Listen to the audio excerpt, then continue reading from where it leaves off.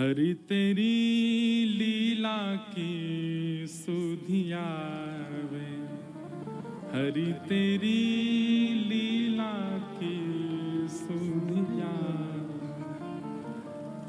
कमल नयन मन मोहन मूरति, कमल नयन मन मोहन मूरति।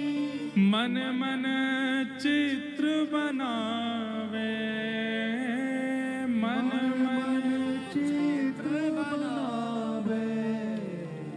हरि तेरी लीला की सुधिया वे, हरि तेरी लीला की सुधिया वे। एक बार जेहि मिलत मया करी, एक बार जेहि मिलत मया करी।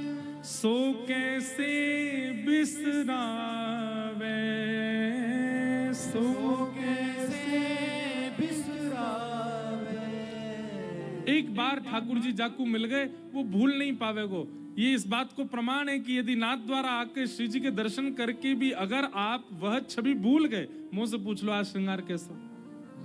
ठाकुर जी ने आज श्याम वर्ण को श्रृंगार कियो है। पीत वर्ण की ठाकुर जी की आज पूरी जो ठाड़ो वस्त्र पीत वर्ण को है, और श्याम वर्ण के वस्त्र पे स्वर्ण आकृति जैसी छपी हुई है। अब उनको यहाँ की भाषा में जो बोले, जो प्रणाली की भाषा, वो तो नहीं पता मुझे। और वहाँ के ऊपर ठाकुर जी ने पीरी पाग पहनी है, पीरी पाग के ऊपर सोने जड़ाऊ सुंदर श्रृंगार धारण कियो है। ऐसो आज को श्रृंगार। अगर आप दर्शन करने के पश्चात भी विस्मृत हो जाते हैं ठाकुर जी के रूप से, तो या को मतलब है आप गए थे दर्शन करने के लिए, लेकिन ठाकुर जी को दर्शन करने के बाद यदि उनकी छवि नहीं भूल पा रहे हो, तो ये समझियो ठाकुर जी ने देखो है आपको, तभी उनकी छवि चित्त में विराजमान है गई है। बिहारी जी को दर्शन करके बाहर आए, भूल गए कैसी पोशाक, आप देखने गए थे ठाकुर जी को।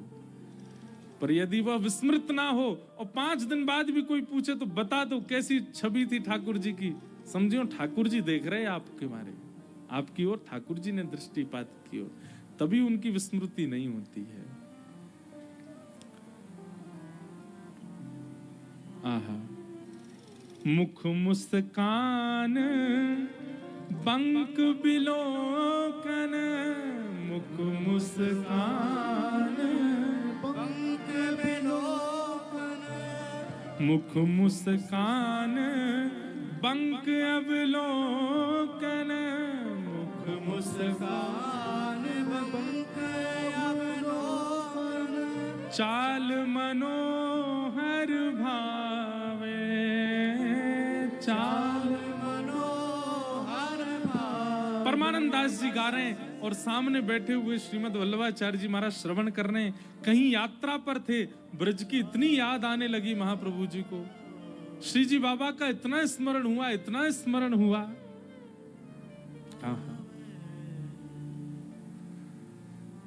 सुनते सुनते आह भर रहे हैं, नेत्रों से नीर गिर रहे हैं। कबहू निबड़ी तिमिर आलिंगन, कबहू निबड़ी तिमिर आलिंगन, कबहू कपीक सुर गावे, कबहू कपीक सुर गावे। भक्तमाल जी में एक कथा आती है कि गुसाई श्री विठलनाथ जी एक बार श्री जी की सेवा करके कहीं प्रस्थान कर रहे, और जैसे ही गुसाई जी जान लगे, वादना ठाकुर जी को मुख मुरझाए गए, ये काहे को जा रहे हैं। लेकिन कोई सेवा के कारण कहीं जानो हो तो जैसे ही आप जाकर के रथ पे बैठे और निकलने लगे, तो वर्णन कर रहे हैं भक्तमाल में कहीं कथा ऐसी है, ठाकुर जी अपनी सेज से उतर करके खिड़की पे आए गए, और जैसे छोटे छोटे बालक कोई घर से जावे वाकू खिड़की से पूछे कि अब कब आओगे, ठाकुर जी पूछ रहे हैं गुसाई जी कब आओगे, मेरो मन ना लग रहो, जल्दी आ जाइयो, अपनो काम निपटाए के जल्दी आ जाइयो, तुम मेरे सामने रहो, तुमको देख के मुझे आनंद आवे। गुसाई जी इतने भाव में भर गए, इतने प्रेम में भर गए, बोले ठाकुर जी खिड़की से मुंह को पुकार रहे हैं, बोले जल्दी आए जाइयो। गए ही नहीं, कोई काम इतने बड़े हैं का, सब संभाल लेंगे। लौट के आए गए श्री जी बाबा के पास। ऐसा प्रेम करने वाला हो, ठाकुर जी सब करवे को तैयार है।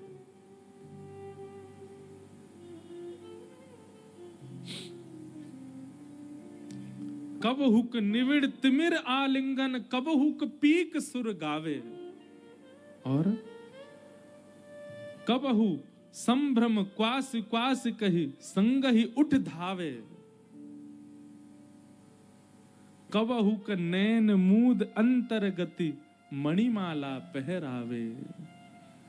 ये सब भाव जब परमानंद दास जी गाने लगे, महाप्रभु जी की स्थिति ऐसी होती चली गई ठाकुर जी के विरह में। परमानंद प्रभु श्याम ध्यान करी, परमानंद प्रभु श्याम ध्यान कर, ऐसे विरह गवावे, ऐसे विरह गवावे। परमानंद दास जी ऐसे भाव गाने लगे, और परमानंद जी तो नेत्र बंद करके जो देख रहे थे कि महाप्रभु जी के संग कैसी लीला करते हैं ठाकुर जी, यशोदा मैया नंद बाबा के संग कैसी लीला करते हैं, उन सब भावों का स्मरण करके गा रहे थे। पर जैसे ही नेत्र खोल करके देखा, महाप्रभु जी अचेत अवस्था में विरह आतुर व्याकुल पड़े। 3 दिन तक मूर्छा गई नहीं महाप्रभु जी की। और उस दिन परमानंद दास जी ने गांठ बांध दी, बोले अब महाप्रभु जी के सामने कभी विरह के पद नहीं गाऊंगा, क्योंकि विरह के पद उसको सुनाने जिसके चित्त में विरह की छींट नहीं पड़ी है।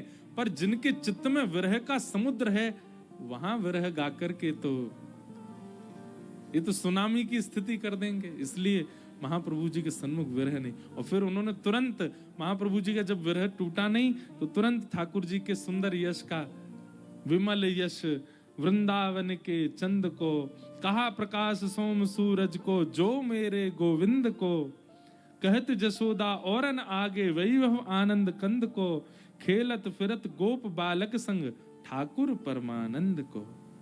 जैसे ही प्रसन्नता का पद गाया, तब महाप्रभु जी चेतन हुए, तब उनकी अवस्था ठीक हुई। वही महाप्रभु जी कह रहे हैं, विरही एकांक्षे, जब तक विरह का व्यय नहीं करोगे अपने चित्त से, तब तक ठाकुर जी प्राप्त नहीं होंगे। विरह का व्यय।